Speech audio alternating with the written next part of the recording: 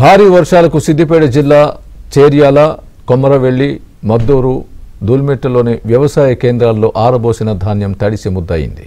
కొనుగోలు కేంద్రాల వద్ద సరైన ఏర్పాట్లు చేయకపోవడంతో ధాన్యం కొట్టుకుపోయిందని రైతులు ఆవేదన వ్యక్తం చేస్తున్నారు. తడిసిన ధాన్యాన్ని ప్రభుత్వం కొనుగోలు చేయాలని డిమాండ్ చేశారు.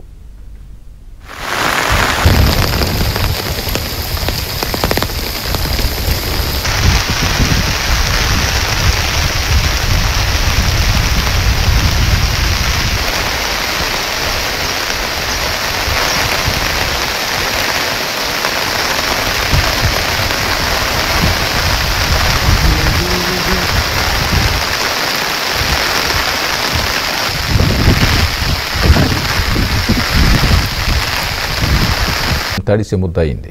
కొనుగోలు కేంద్రాల వద్ద సరైన ఏర్పాట్లు చేయకపోవడంతో ధాన్యం కొట్టుకుపోయిందని రైతులు ఆవేదన వ్యక్తం చేస్తున్నారు. తడిసిన ధాన్యాన్ని ప్రభుత్వం కొనుగోలు చేయాలని డిమాండ్ చేశారు.